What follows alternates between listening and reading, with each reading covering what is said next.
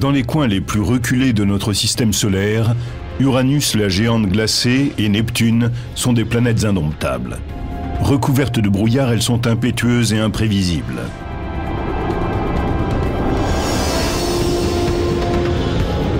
Sur Neptune, on trouve les vents les plus rapides du système solaire.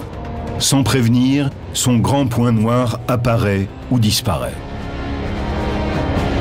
Uranus possède un grand nombre de lunes qui se pressent autour d'elle. Des collisions sont inévitables.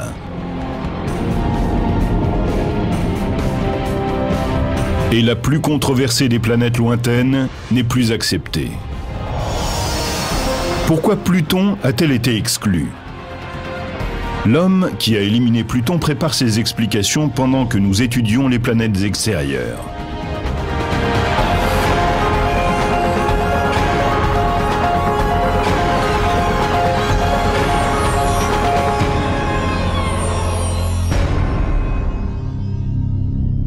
Voici l'homme qui a éliminé Pluton.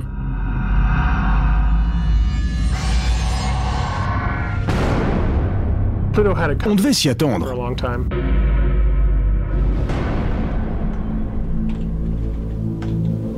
Chercheur à l'Institut californien de technologie, le Caltech, Michael Brown, après une série d'études, a supprimé Pluton de la liste, réduisant à 8 le nombre de planètes du système solaire. Pluton, petite planète glacée et isolée, n'avait aucune chance de survivre. Elle devait être supprimée. Et elle l'a été.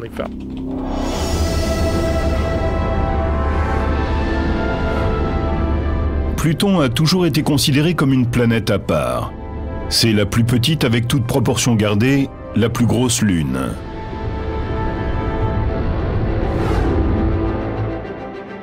Son orbite est la plus inclinée de toutes et la plus excentrée.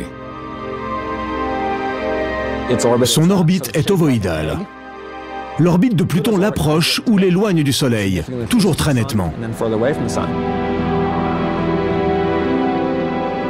Pendant des décennies, telle une aiguille dans une botte de foin, elle avait échappé à la science. Neptune, la 8e planète du système solaire, fut découverte en 1846. Et les astronomes du début du siècle étaient certains qu'il en existait encore une. Percival Lowell lança la découverte de Pluton depuis son observatoire. Il pensait qu'une planète inconnue perturbait les orbites d'Uranus et de Neptune. Lowell meurt avant de l'avoir découverte, mais son assistant Clyde Tombaugh poursuit ses recherches.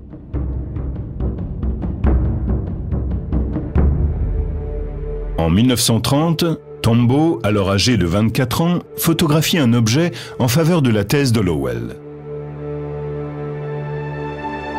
Ce résultat est révélé au monde entier et la planète reçoit officiellement le nom de Pluton. Pluton est-elle la planète inconnue? Les experts objectent qu'elle est trop petite et que sa masse est trop faible pour perturber les orbites d'Uranus et de Neptune, ses voisines géantes. Depuis, les astronomes ont d'ailleurs prouvé que la fameuse planète inconnue n'existait pas. Ils s'étaient basés sur une mauvaise estimation de la masse de Neptune. Si Pluton n'est pas la planète inconnue, est-elle néanmoins une planète? Une planète est d'abord quelque chose qui erre dans le ciel, c'est-à-dire qui est en mouvement par rapport aux étoiles. Pour les Grecs, la Lune était une planète, le Soleil aussi, mais pas la Terre. Bien sûr, quand on a su que la Terre tournait autour du Soleil et la Lune autour de la Terre, cette définition a évolué. La Terre est devenue une planète, le Soleil et la Lune ont été éliminés de la liste, il en restait donc 6. Puis on a découvert Uranus, Neptune, cela faisait donc 7, puis 8. On pensait que Pluton, plus petite que la Lune, était de la taille de Mars. C'est ainsi que Tombaugh, un jour, a découvert la 9e planète. Personne ne s'est posé de questions. Ne sachant comment nommer cette petite boule étrange et isolée, on l'a appelée planète.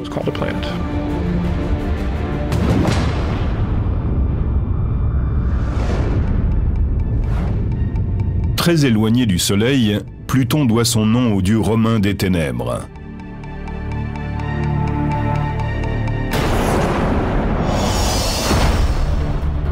Au moment où elle est le plus proche de la Terre, elle en est encore à plus de 4 milliards de kilomètres. Son diamètre est d'environ 2400 km, soit la moitié des États-Unis. Sa révolution autour du Soleil dure 248 ans. Un jour sur Pluton est l'équivalent de 6,5 sur la Terre. Un homme de 68 kg n'en pèse plus que 5.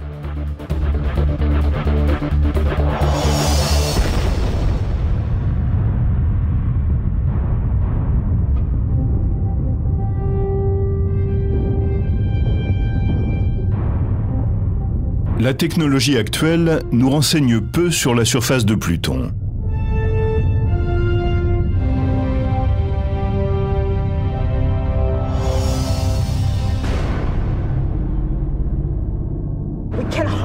Pluton est très difficile à observer. Même avec le télescope spatial Hubble, on obtient une image de quelques pixels seulement. À certains endroits, elle est noire comme du charbon. À d'autres, elle scintille comme de la neige.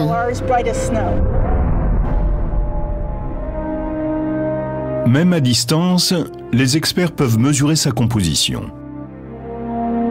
Les parties brillantes de son sol seraient composées de 3 sortes de glace.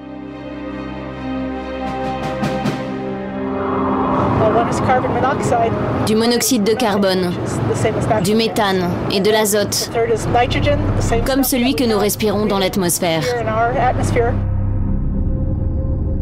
Les zones sombres doivent être des rochers. Les zones sombres sont sûrement des silicates, un peu comme les rochers chez nous.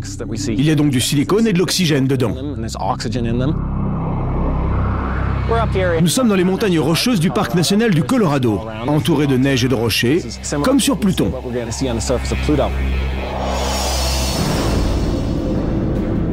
Sur Pluton, un promeneur découvrirait un endroit très sombre, malgré la neige.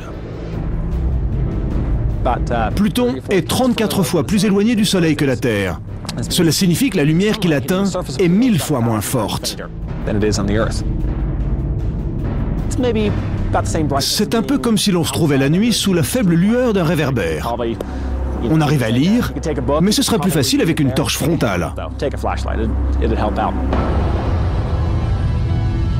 Son éloignement du Soleil en fait un des lieux les plus froids du système solaire, avec une température de moins 195 degrés.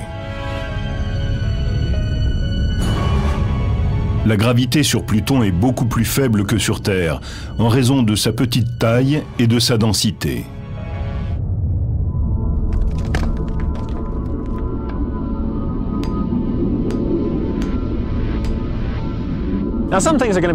Par contre, si vous aimez l'escalade, sur Pluton, ce sera plus facile. Exactement le contraire d'ici. Sur Pluton, la gravité est 15 fois plus faible que sur Terre. Debout sur Pluton, vous ne vous envolerez pas. Mais si vous faites de la varap, il vous faudra une corde, car votre chute serait considérablement accélérée. Alors n'oubliez pas de prendre une corde.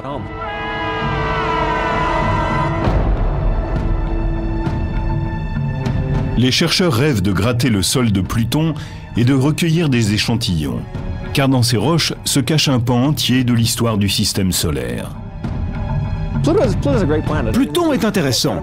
C'est notre meilleure machine à remonter le temps. Il nous montre comment était notre environnement il y a 4 milliards d'années. On y trouve le sol le plus ancien du système solaire.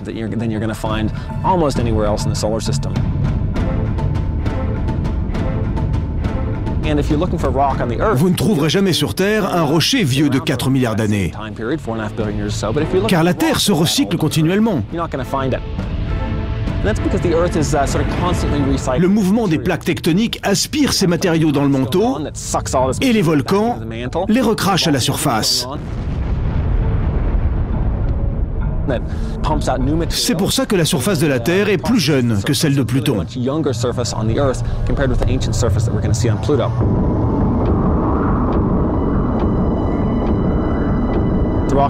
Les rochers sur lesquels nous sommes assis ont été recyclés par les hautes pressions. Sur Pluton, c'est plus primitif. Primitif, mais pas récent. Pluton est criblé de cratères. Ce sont les astéroïdes ou météorites qui, en touchant le sol, creusent ces cratères. Ces parcelles du système solaire n'ont pas réussi à fusionner pour former une planète.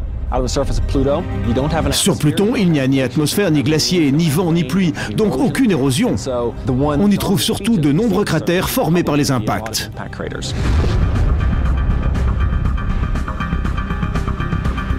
La surface grêlée de Pluton se transforme lorsque son orbite s'approche du Soleil. Cet apport de chaleur provoque l'évaporation partielle des gaz gelés et donne naissance à une atmosphère éphémère. Quand Pluton s'éloigne du Soleil, les gaz gèlent et retombent au sol.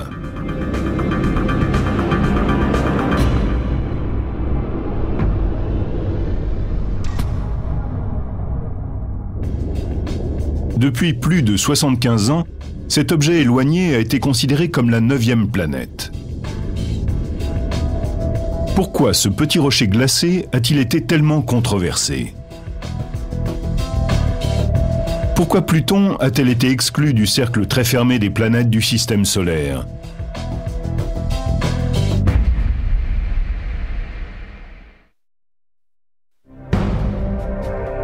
La remise en question de son affectation a commencé dans ce bureau tranquille du campus de Caltech à Pasadena.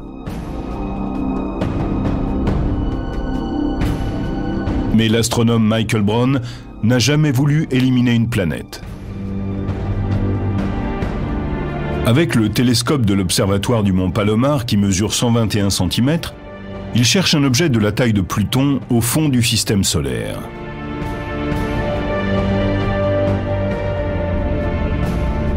Et il finit par le trouver en 2005.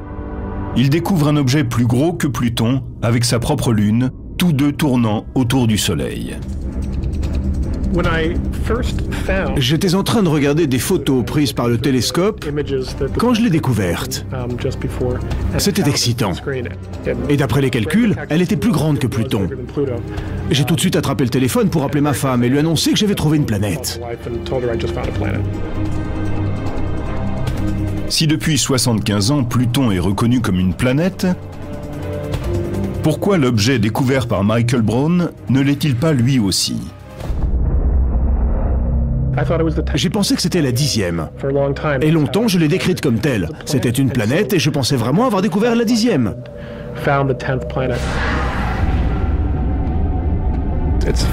Elle est plus grosse que Pluton de 5% et probablement constituée des mêmes matériaux. Des rochers à l'intérieur, de la glace à l'extérieur, avec une mince couche de givre qui s'évapore pour former une atmosphère éphémère, comme sur Pluton. Elle a un cycle lunaire de 16 ou 17 jours, comme Pluton. Et sur bien des points, elles se ressemblent comme des jumelles. Comme si la petite ayant mangé un peu plus que sa sœur était devenue un peu plus grosse. Michael Brown veut l'appeler Xena, comme la princesse guerrière d'une série télévisée. Mais c'est Eris, la déesse grecque de la discorde, qui est choisie.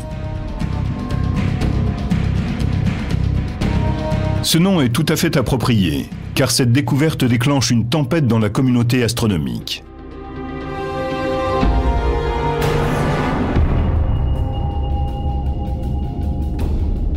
La définition du mot planète est âprement discutée. Eris deviendra-t-elle la 10e planète, ou tous les objets de la taille de Pluton seront-ils renommés? Le sujet est débattu en 2006 lors de la conférence de l'Union internationale des astronomes à Prague. Et un vote permet, pour la première fois, de définir scientifiquement le mot planète. Ceux qui sont pour la résolution 6A, définissant une nouvelle catégorie d'objets transneptuniens, dont Pluton est le prototype, levez la main. Nous préconisons d'affecter Pluton et les autres objets transneptuniens à une catégorie spéciale. On n'a rien décidé pour Pluton, malgré ces nouveaux éléments qui auraient dû la rendre moins intéressante. C'est la découverte d'Eris et d'autres objets de grande taille dans la ceinture de Kuiper qui ont justifié ce débat parmi les chercheurs. La ceinture de Kuiper est une zone près de Pluton d'une largeur de 5,6 milliards de kilomètres. On y trouve des centaines d'objets glacés, le premier ayant été découvert en 1992.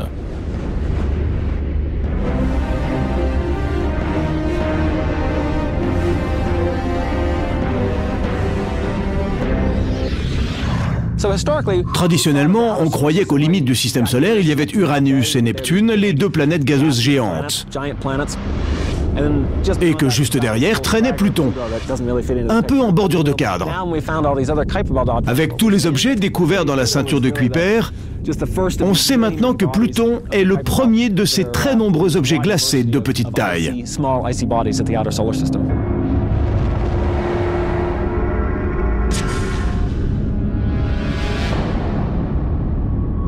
La conférence de l'Union internationale des astronomes, par ce vote, définit ainsi le mot planète, objet sphérique gravitant autour du Soleil sans aucun corps sur sa trajectoire. Comme autour de Pluton se trouve un certain nombre d'objets de la ceinture de Kuiper, cette définition écarte la découverte de Tombaugh. Le règne de Pluton a duré 75 ans, mais il est à présent terminé. Notre système solaire est dorénavant constitué de 8 planètes. Pluton et Eris sont classés dans les planètes naines.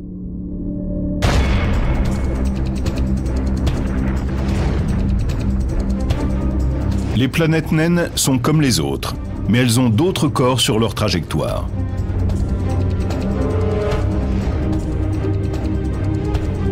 Selon la nouvelle définition, Cérès, le plus gros astéroïde du système solaire, devient aussi une planète naine. On utilise cette terminologie parce que le système solaire renferme plus de choses qu'on le pensait.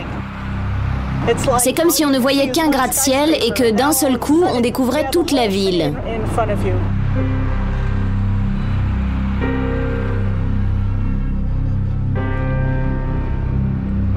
Nous avons maintenant une ville entière remplie d'objets célestes.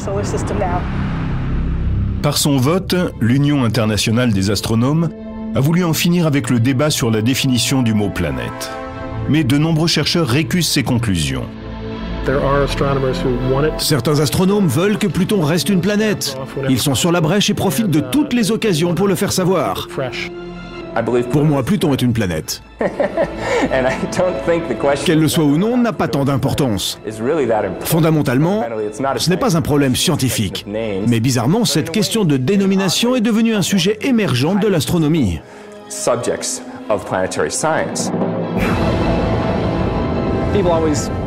On se demande toujours si Pluton est une planète ou pas. Aucune frontière ne dit que de ce côté c'est une planète et pas de celui-là. C'est comme le rapport entre une pierre et un caillou. Le besoin de définir ce mot est plus une question sociologique que scientifique.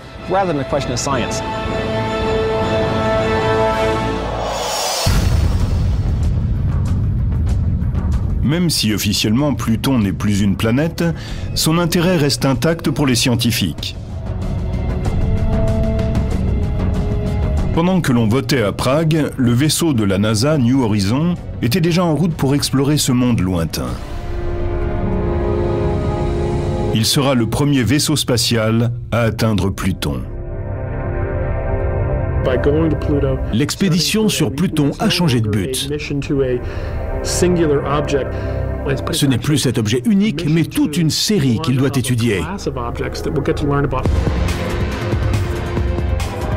Le New Horizon doit rapidement atteindre Pluton pour étudier son atmosphère, car la prochaine occasion ne se présentera que 2 siècles plus tard.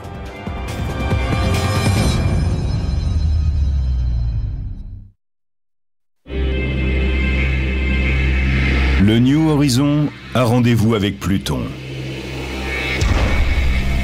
Nous avons confirmation de la séparation du vaisseau.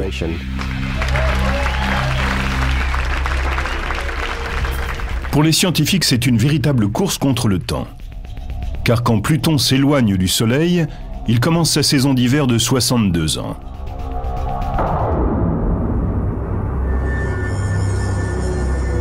C'est alors que l'atmosphère de la planète naine gèle et retombe à la surface.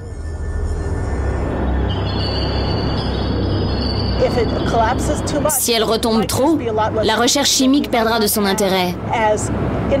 Nous voulons connaître la température, la composition, la structure et les vents de son atmosphère. Pour être dans les temps, le New Horizon file à plus de 62 000 km/h, soit 19 km/s. À cette vitesse, on irait de Los Angeles à New York en 3 minutes et demie.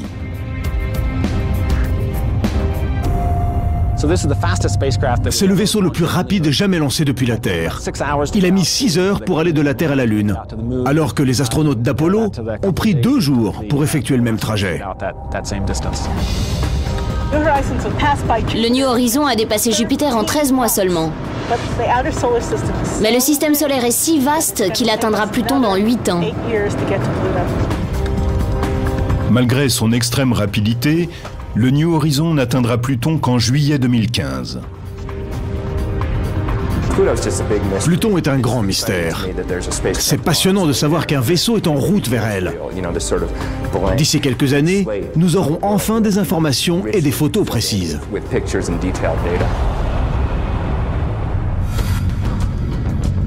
À 6 milliards 4 millions de kilomètres de Pluton, Uranus est d'un bleu marbré hypnotisant.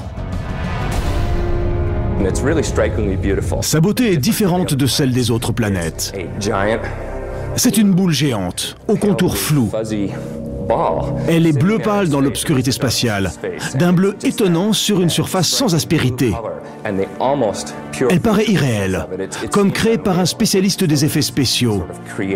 Car comment peut-on avoir une telle couleur sur une sphère géante presque parfaite ?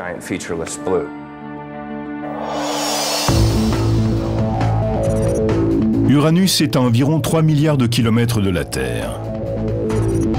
Son diamètre est de 53 000 kilomètres, 4 fois celui de la Terre. Elle effectue sa révolution autour du Soleil en 84 ans. Sur Uranus, une journée dure environ 17 heures. Un homme de 70 kilos en pèsera 63 sur Uranus. Son nom vient du dieu grec du ciel. L'inclinaison quasi horizontale de son axe, à 98 degrés, fait que la planète semble rouler sur son orbite. Cela signifie qu'une partie de l'année, sur Uranus, un hémisphère regarde le Soleil alors que l'autre est dans l'ombre.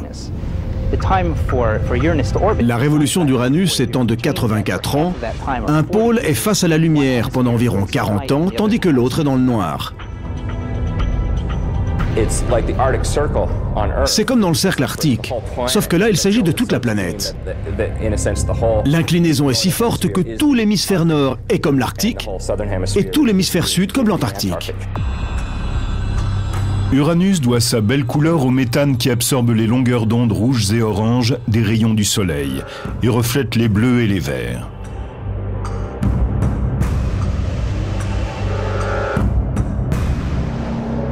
Et cette apparence de douceur vient du brouillard qui l'entoure, comme dans les grandes villes.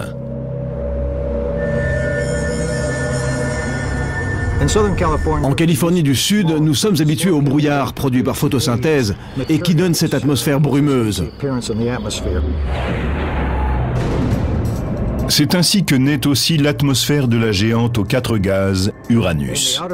Dans cette sphère, il y a du méthane et un gaz naturel volatile que le Soleil transforme en particules complexes qui deviennent du brouillard. C'est pour cela que la planète a cet aspect flou. Pour les experts, Uranus et sa voisine Neptune sont nés de la même façon. Comme toute planète en formation, Jupiter et Saturne ont assemblé un maximum de substances pour former des géantes gazeuses.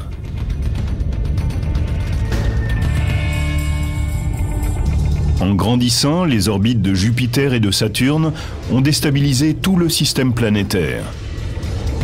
Le dynamisme de leur interaction a expulsé Uranus et Neptune au fond du système solaire, où elles ont absorbé de nombreux objets glacés.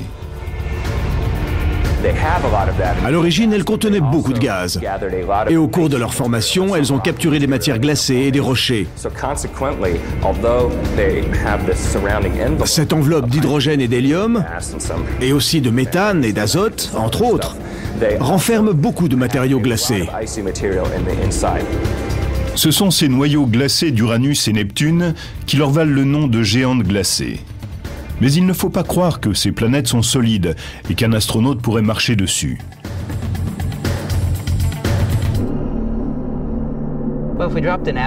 Si on envoyait un astronaute ou une sonde sur Uranus ou Neptune, il y aurait un problème, car la surface n'est pas assez solide pour qu'ils tiennent dessus.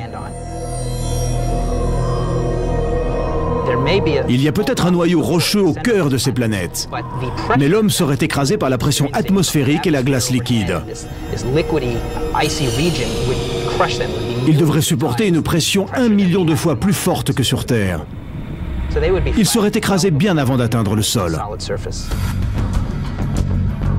À côté des cycles météorologiques chaotiques des autres géantes gazeuses, Uranus est bien calme et l'on sait pourquoi.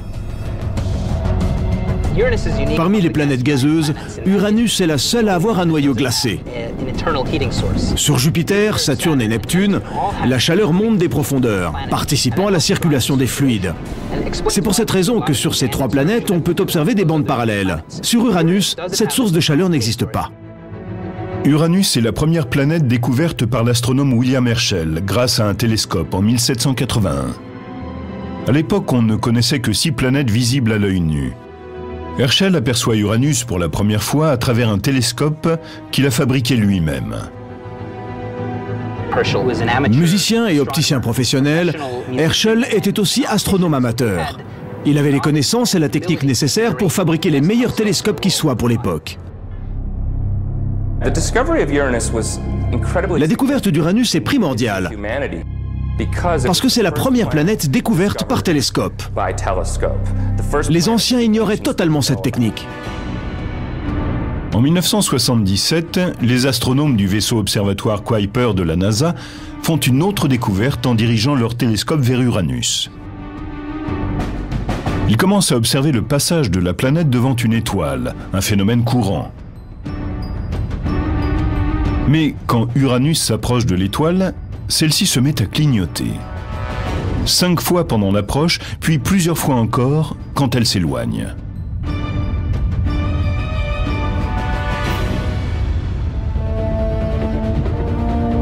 Quelle est la cause de ce phénomène? L'étoile clignotante passe derrière 5 anneaux, ce qui n'a été observé que sur Saturne.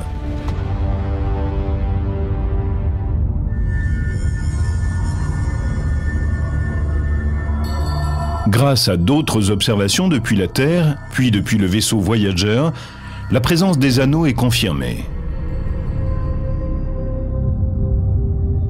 Et en 2005, grâce au télescope spatial Hubble, on trouve un autre groupe d'anneaux, 2 fois plus éloignés que les précédents.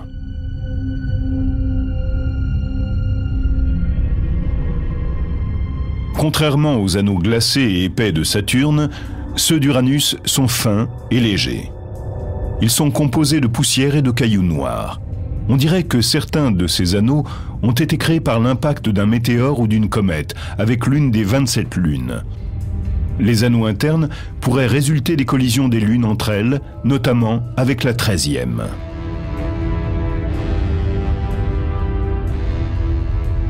Elles sont nombreuses autour d'Uranus.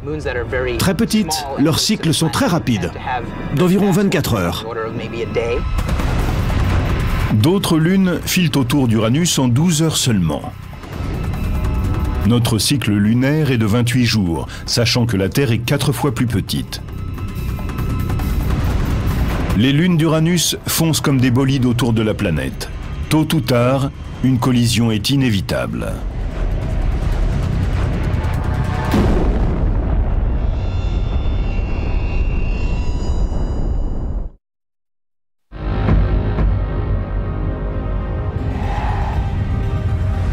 Tout un système de lunes tourbillonne autour d'Uranus. Au cours de la dernière décennie, on a constaté d'importants changements dans leur trajectoire. Les chercheurs pensent qu'un jour, 2 lunes se percuteront certainement. On peut s'attendre à une collision dans 1 ou plusieurs millions d'années. Je pense surtout à Cupid et Belinda, 2 petites lunes aux trajectoires très proches. À quelques kilomètres l'une de l'autre, elles finiront probablement par se percuter sous l'effet de la gravitation.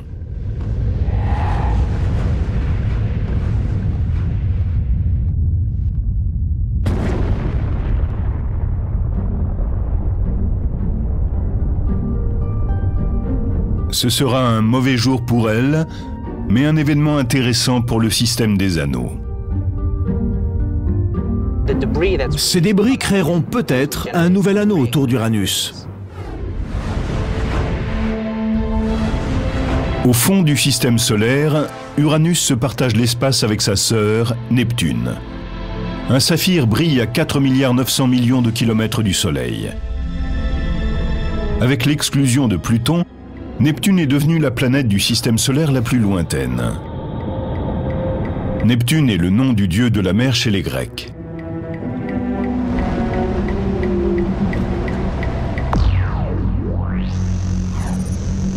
Elle se trouve à 4,3 milliards de kilomètres de la Terre. Son diamètre est de 49 000 kilomètres, soit 4 fois celui de la Terre. Un an sur Neptune équivaut à 165 ans sur Terre. Un jour dure 16 heures. Un homme de 68 kilos y pèserait 76.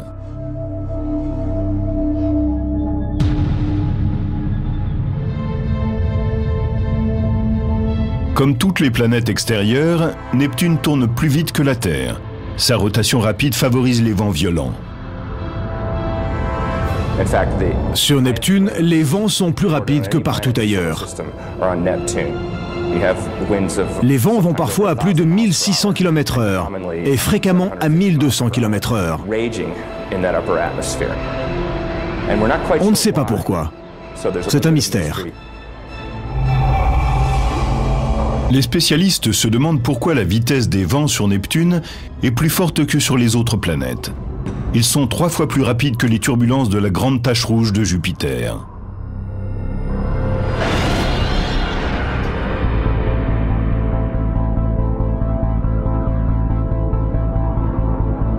Michael Michna, chercheur au Jet Propulsion Laboratory, étudie les climats des autres planètes.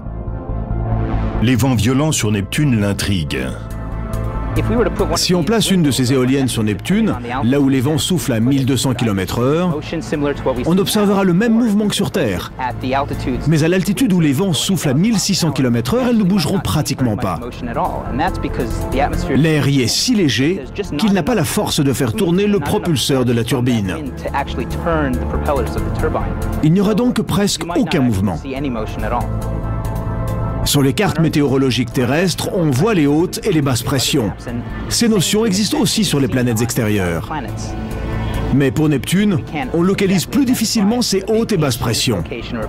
Il y a des régions chaudes avec des hautes pressions et d'autres fraîches avec des basses pressions. Ces différences donnent naissance aux vents qui soufflent des hautes vers les basses pressions.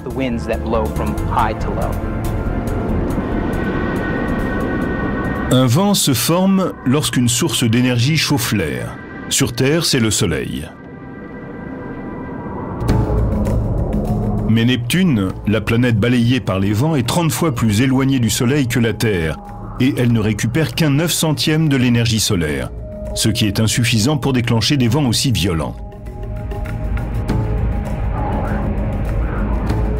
Les chercheurs pensent que Neptune puise son énergie à l'intérieur.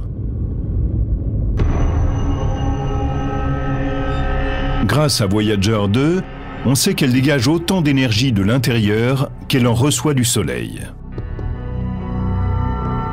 Si l'on compare avec les autres planètes, c'est ici que l'on observe le rapport le plus important entre les échanges d'énergie. Neptune possède de nombreuses sources de chaleur. Elles proviennent de la radioactivité de ses matériaux internes et de processus chimiques. Pourquoi Neptune dégage-t-elle autant de chaleur? C'est un mystère.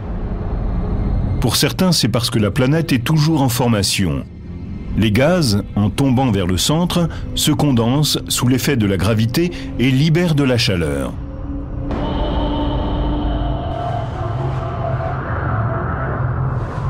Cette source de chaleur explique aussi la montée des gaz dans l'atmosphère, ce qui entraîne de fascinantes figures nuageuses. Des nuages d'un blanc brillant apparaissent dans l'atmosphère. Il y a différentes régions de bandes brillantes ou sombres à sa surface. On détermine les latitudes à la clarté des zones.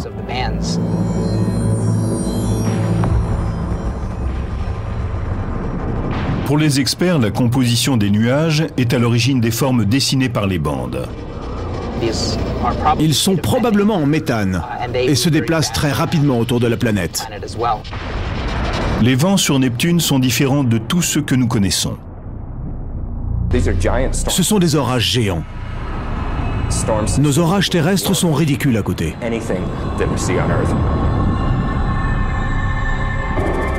En 1989, Voyager 2 a pris la photo d'un orage géant sur Neptune qui a bouleversé les astronomes de la mission.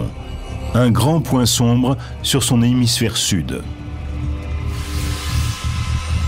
Étiré sur 13 000 km, il est assez grand pour contenir la Terre en son centre. L'orage ressemble au gros point rouge de Jupiter. Le gros point rouge est un énorme anticyclone alimenté par plusieurs petits orages qui le maintiennent en vie. Sinon, il meurt. Concernant le grand point sombre, nous pensons qu'il s'agit d'une instabilité atmosphérique, ballottée par des courants très rapides.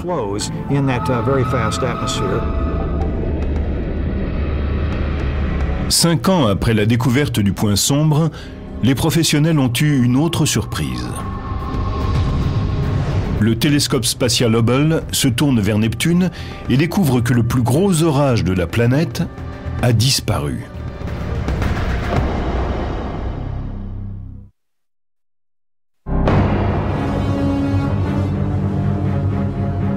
Qu'est-il arrivé à la tache sombre de Neptune? En 5 ans, le plus gros orage de la planète a disparu de l'hémisphère sud de la planète.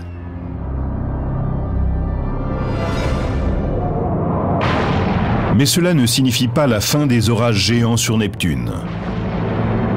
Les astronomes, grâce au télescope Hubble, ont remarqué un nouveau point sombre. Cette fois-ci, dans l'hémisphère nord. Sur Neptune, ces grandes taches visibles au télescope ou grâce au vaisseau spatial apparaissent et disparaissent sur de courtes périodes, alors que le point rouge de Jupiter est là depuis plus de 300 ans. Ces orages éphémères sont étranges.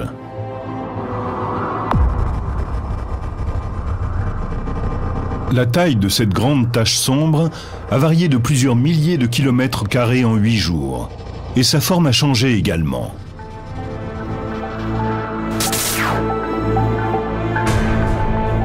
Les mouvements irréguliers, disparition et réapparition des orages sur Neptune en font le phénomène le plus imprévisible du système solaire.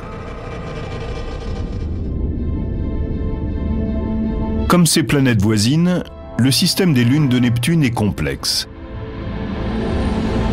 On lui en connaît 13 à ce jour.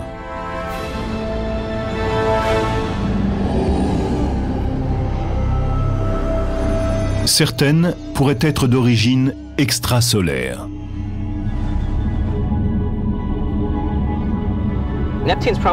Neptune a dû attirer ses lunes à partir de la matière du système solaire, au-delà des orbites de Pluton et de Neptune. Une foule de petits corps glacés, planétoïdes et autres rochers passent par notre système solaire.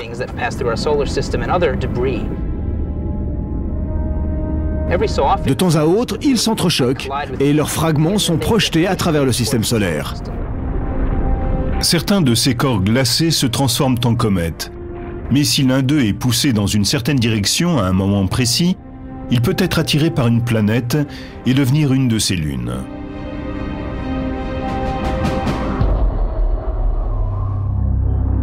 Triton, la plus grosse lune de Neptune, est de la taille de celle de la Terre. C'est l'objet le plus froid jamais observé par les astronomes, plus froid même que Pluton. À moins 198 degrés, l'azote devrait être à l'état gazeux. Or, il forme une calotte glacée aux deux pôles de cette lune. Avec sa surface très réfléchissante, Triton est particulièrement froide. La lumière qui touche sa surface est renvoyée à environ 70%. Comme elle absorbe très peu de lumière, elle est très froide. Triton aurait la même composition que Pluton. Son sol est glacé. Les panaches des volcans à sa surface sont assez fascinants. On les a vus jaillir en temps réel, lorsque le vaisseau voyageur a longé Neptune et Triton. Les volcans de Triton ressemblent à des geysers. Ils crachent un mélange d'azote liquide, de méthane et d'ammoniac. Dans cette atmosphère légère, ces éruptions gèlent dès leur jaillissement. Elles s'élèvent jusqu'à 8 km de haut. Une fois dans l'air, la glace peut être transportée sur des kilomètres, puis elle retombe en neige.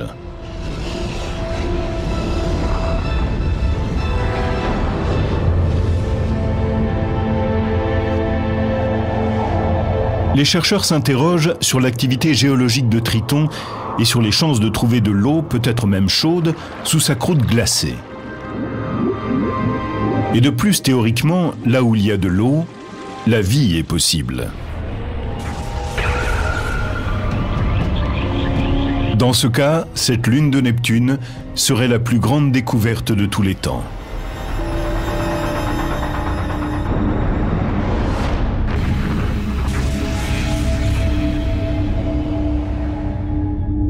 Mais entre les travaux en cours et la durée des voyages, on retournera sur Uranus ou Neptune dans seulement 20 ans. Y retourner n'est pas à l'ordre du jour.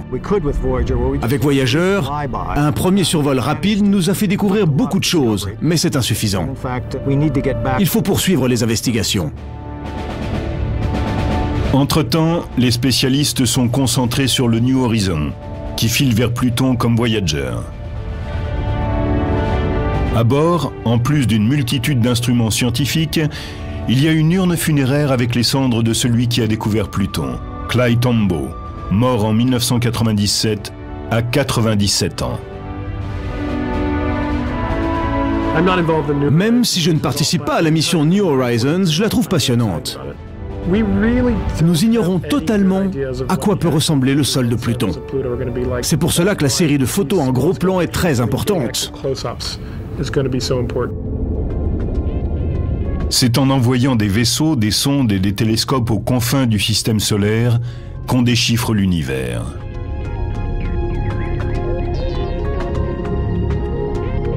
Grâce à notre technologie et à notre imagination, ces mondes lointains prennent vie pour nous. Et en les admirant, nous ne pouvons qu'avoir envie d'approfondir encore les mystères de ces gouffres infinis.